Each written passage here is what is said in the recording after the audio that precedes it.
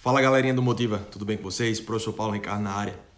E no nosso encontro de hoje nós vamos falar sobre um dos conteúdos mais cobrados durante a prova do Enem, especificamente durante a prova objetiva, que vocês também têm a prova de redação, não é isso?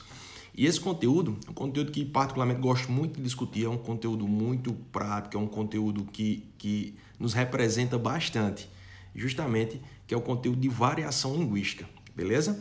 Variação linguística. Então, o primeiro aspecto que eu já gosto de chamar a atenção é que quando a gente está falando de variação linguística, eu já disse no início, é algo que nos representa, porque a gente vivencia os aspectos de variação linguística. Então, claramente, no nosso dia a dia, nas mais diferentes esferas sociais, a variação linguística ela se faz presente. Nesse exato momento, eu estou fazendo uso de uma determinada variedade linguística para, assim, estabelecer a comunicação com vocês. Quando eu estou em outro ambiente social, assim eu vou fazendo uso de diferentes variedades linguísticas. Paulo, mas o que viria a ser uma variedade linguística?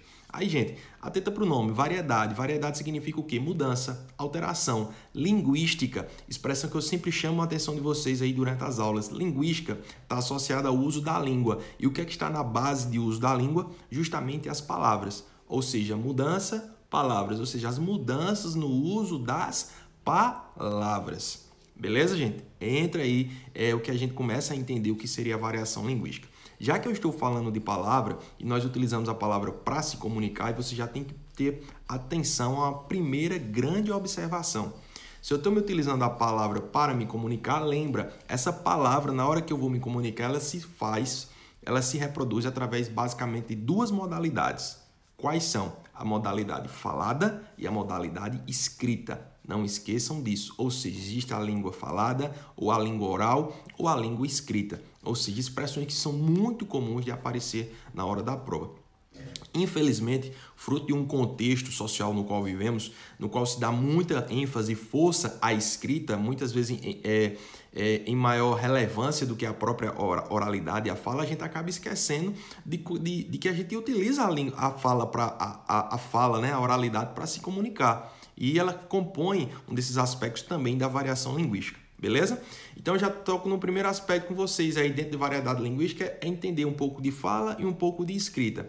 Cuidado com algumas afirmações que podem vir durante a prova. A primeira, a escrita não é melhor do que a fala, ou vice-versa, a fala não é melhor que a escrita. Elas estão aí, o que a gente chama de um contínuo, elas estão estabelecidas em um nível aí, tá? Infelizmente, fruto de um contexto social, avanço da tecnologia, da própria humanidade, começa a se dar mais valor a certas modalidades do que outras, isso em quaisquer esferas da sociedade. E no uso da língua não seria diferente. Especificamente hoje, o que é que a gente tem? Aquelas pessoas que dominam a modalidade escrita tendem a ter um maior prestígio social.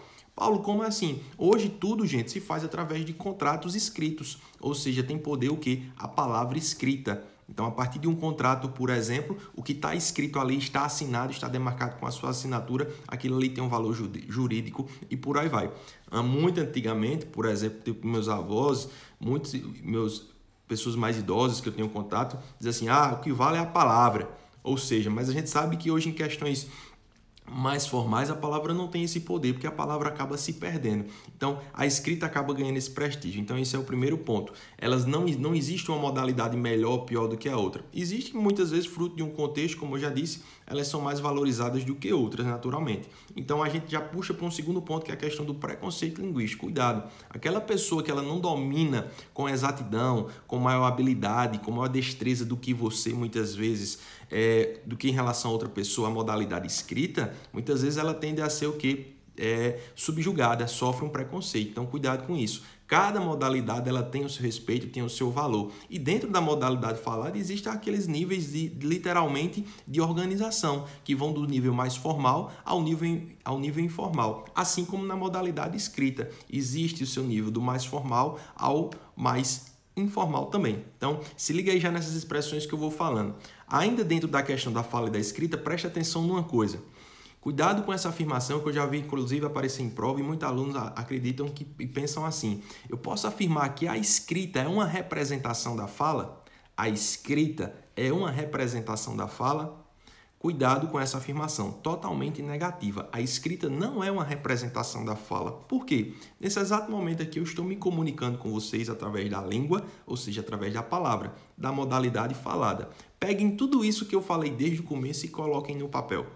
Vocês vão conseguir reproduzir fielmente tudo isso que eu falei? Fielmente, 100%? Não. Por quê? Porque no momento da fala, gente, tem alguns recursos que eu não consigo colocar no papel. Por exemplo, a questão da entonação.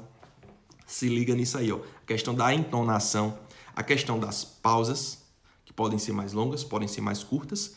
E essa questão de ser curta ou longa, como é que eu vou conseguir dimensionar na hora que eu colocar no papel? Tem a questão do gestual, beleza? E tem a questão da expressão facial. Ou seja, são recursos que são comuns a modalidade da fala que eu não consigo colocar na escrita. Então, por isso que eu não posso afirmar que a escrita é uma representação da fala. Ela é uma tentativa, ela é uma aproximação, beleza? Mas não é uma reprodução fiel, ela é uma aproximação. Justamente por causa de tudo isso que eu falei. Alguns recursos que nós temos que nós não conseguimos colocar no papel. É por isso que muitas vezes a gente sofre com algumas regras gramaticais. Regras gramaticais são da fala ou da escrita? Regras gramaticais são da escrita. Então, um exemplo claro, o uso da vírgula. Tem muito aluno que pensa em vírgula e associa a pausa. Mas raciocina, pausa é fala ou escrita? Pausa está na fala. E escrita e vírgula é na escrita. Então, eu estou equiparando dois termos de modalidades distintas. Então, não tem como eu equiparar. A pausa é um recurso da fala. A vírgula é um recurso da escrita. A vírgula não indica pausa. Às vezes coincide com a pausa. Então, a vírgula ela tem suas funcionalidades no texto escrito, certo?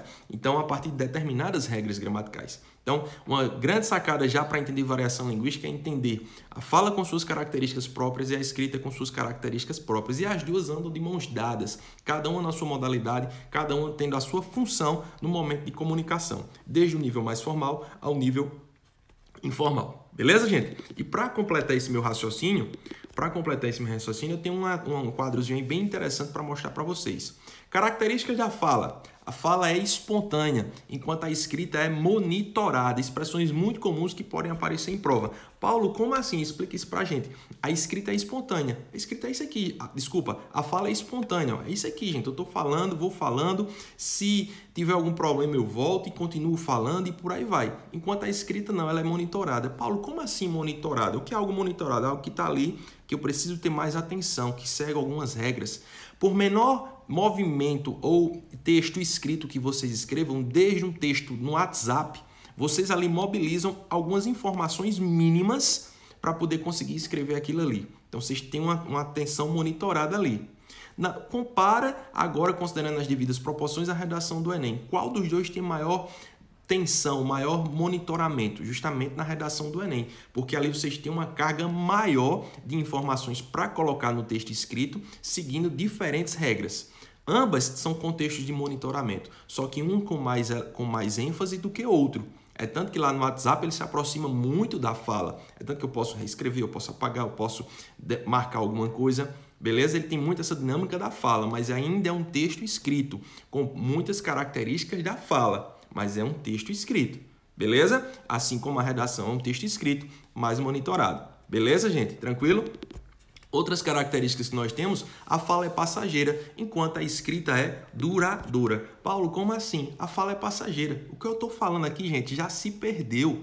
E eu preciso, às vezes, estar voltando para você conseguir me acompanhar. Senão você já deixou para trás. Ah, Paulo, e se eu gravar? Aí é outra história. Você conseguiu registrar. Aí ela vai para esse aspecto duradouro. Beleza? Mas a fala, ela acaba se perdendo. O que eu estou falando aqui já está se perdendo. Você não consegue assimilar tudo. Vai pegando palavras e ideias gerais. Enquanto a escrita ela é duradoura. Um exemplo, tudo que eu coloco no papel fica aí para a posterioridade, para a eternidade. Os famosos pergaminhos, todos os textos escritos, eles vão ficando para a eternidade. Beleza, gente? Tranquilo? Enquanto a fala também ela precisa de um grande apoio contextual, enquanto a escrita ela se vale dessa ausência de apoio contextual. Como assim, Paulo? Na hora que eu estou conversando aqui com vocês, eu tenho que me situar do que eu estou falando para vocês, senão vocês não vão entender. Enquanto na escrita, não. Exemplo na redação do Enem. Vocês escrevem um texto seguindo algumas regras que a pessoa que está lá do outro lado ela vai entender conforme as regras que foram colocadas. Então, não preciso estar lá junto com a pessoa explicando o meu texto. Lógico, quando o texto tem problemas, a gente passa por isso, quando o corretor não entende. Mas na escrita, não. Eu mando um recado para alguém, eu mando uma mensagem para alguém e a pessoa, eu não vou precisar explicar a pessoa, porque as informações já estão ali necessárias para que o texto seja entendido. Enquanto na fala isso não ocorre, eu preciso estar fazendo um contexto de explicação. Beleza? Outro grande muito importante é que a fala ela é face a face, enquanto a escrita ela é um interlocutor distante. Aí vem casa muito com o exemplo que eu acabei de dizer. A fala acontece aqui, ó. Estou falando com vocês, é face a face, ela tem essa necessidade. Enquanto a escrita não. Eu posso escrever um bilhete, posso mandar uma mensagem no WhatsApp e a resposta vir imediatamente ou com 1, 2, 3, 4, 6 meses, 1 ano depois. A famosa redação do Enem. Quer texto mais interessante do que esse? Porque você escreve um texto, você só vai ter a resposta para esse texto meses depois. Olha como é interessante. A resposta só vem meses depois. Por isso que a fala é face a face e a escrita ela tem esse caráter de justamente escrever para o interlocutor distante. A fala é muito comum repetições, redundâncias, truncamentos e desvios, e assim como o predomínio de orações coordenadas. Opa, Paulo, quer dizer que na fala eu faço orações cada vez menos complexas gramaticalmente. Lembra quando a gente falou lá de coordenação? Ou seja, a minha estrutura gramatical são estruturas mais simples. Óbvio que dependendo do contexto mais formal ou informal, a gente vai elaborando frases mais complexas. Mas na fala é muito comum ter esses desvios. Vocês não entenderam, eu paro, eu volto, eu repito. Beleza? Enquanto na escrita, não. Na escrita é mais comum o controle justamente das estruturas sintáticas e do predomínio de orações subordinadas. Justamente, gente, porque a gente parte daquela ideia de um maior monitoramento. Beleza, gente? Tranquilo? Então, falar de variação linguística é entender essas diferenças entre fala e escrita. Não subestime esse conteúdo. É um conteúdo clássico no Enem que tem inúmeras questões que são cobradas nas mais variados gêneros, seja os gêneros orais, seja nos gêneros escritos. É muito comum ter questões de gêneros que trazem diálogos. Eu vou falar mais disso para vocês quando a gente vai resolvendo algumas questões. E tem os diálogos, né? Literalmente, como houve o diálogo, então são recursos muito da fala para fazer essa comparação e outros mais variados gêneros, deixo os gêneros literários para trazer essa ideia da reprodução do texto escrito. Beleza, gente? Bacana? Dentro ainda da minha fala da variação linguística, eu gostaria de chamar a atenção de vocês para algumas coisas. O segundo ponto, quando se fala em variação linguística, pegando o Brasil, um país continental e fruto da sua colonização, a língua vai mudando claramente a partir de alguns contextos. Que contextos são esses, gente? O contexto é temporal, lembra, fruto da nossa colonização, a língua não é a mesma língua que nós temos hoje, não é a língua que nós utilizamos há 500 anos atrás, beleza? A questão do tempo, a questão regional, associada ao aspecto cultural e étnico, vamos dizer assim, beleza? Regional, a região, né? Lembra que o nosso país ele é continental, de norte a sul, de leste a oeste, tem os diferentes grupos regionais e dialetos, justamente para que as pessoas, quando as pessoas se comunicam, fruto desse regionalismo. Essa questão étnica também, fruto da nossa colonização, os europeus, os africanos, os indígenas foram formando esses dialetos também, beleza? E naturalmente se desenvolve também outro aspecto, que é o aspecto social, que vai interferir, que são interferências fruto da classe social. Pessoas com classes sociais distintas tendem a ter variedades linguísticas distintas, fruto de que a gente já pode puxar para dois aspectos. A própria questão do acesso à cultura, como eu já disse, e o acesso à escolaridade. Vocês que estão me ouvindo aí, vocês hoje fazem uso de uma variedade linguística diferente ou têm à sua disposição uma variedade linguística diferente daquelas pessoas que não tiveram acesso à escola. Aí volta aquela discussão inicial que eu tive. Cuidado com o preconceito linguístico. Não é porque aquela pessoa não teve acesso à escola que ela deve sofrer preconceito linguístico. Ela tem a variedade linguística dela, assim como vocês têm a de vocês. E pode ser mais de uma, dependendo do contexto social e da habilidade e do contato com que vocês tiveram com os diferentes usos da língua portuguesa. Cuidado, a língua portuguesa é o grande. Dentro da língua portuguesa eu tenho inúmeras variedades linguísticas. Como eu já disse, sofrem essas alterações fruto do tempo, fruto da região, fruto dessa formação étnica, cultural, fruto da escolaridade, fruto justamente também da faixa etária. vocês vivem no mesmo tempo que o pai de vocês, né? Vocês estão ali, só que vocês são de gerações distintas, vocês têm acesso a outros meios de comunicação, vocês vivenciam outras experiências. Então, eles têm a variedade linguística deles e vocês têm a de vocês, enquanto jovens também. E na hora que vocês vão se comunicar, vocês entram em equilíbrio.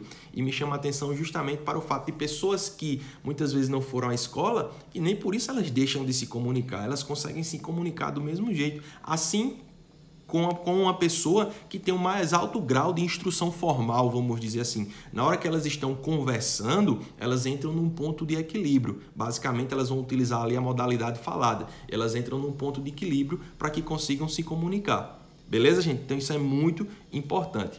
Dentro desse contexto de variedade linguística, abordando aí para vocês alguns aspectos que influenciam nessa mudança de uso da língua, aí a gente tem que lembrar outro aspecto muito interessante, que são as questões dos empréstimos linguísticos ou estrangeirismos. Empréstimos linguísticos, eu pego palavras de outras línguas e nós hoje claramente sofremos muito disso. Ao longo da nossa formação, nós fomos fazendo uso desses empréstimos linguísticos, né, na nossa formação cultural, e hoje a gente já chega tipicamente ao que nós já chamamos, se liga nesse termo, a um português brasileiro. É muito comum de aparecer na prova PB, não é Paraíba, tá? É português brasileiro.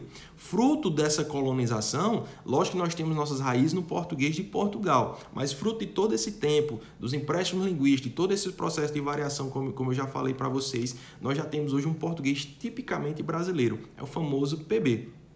Dentro desse processo, dentro desse português tipicamente brasileiro, na atualidade, fruto da globalização, fruto das relações comerciais, fruto das relações comunicativas, todos esses avanços, naturalmente sofremos ainda mais com esses empréstimos linguísticos. Então, naturalmente, palavras estrangeiras, repetindo, estrangeirismos ou empréstimos linguísticos, podem vir como sinônimos na prova, nós vamos trazendo de outras línguas aí e adaptando muitas vezes ou não, que entra já no processo de aportuguesamento. Tem muitas palavras que nós utilizamos tais quais elas vêm do estrangeiro e outras nós conseguimos fazer o nosso processo de aportuguesamento.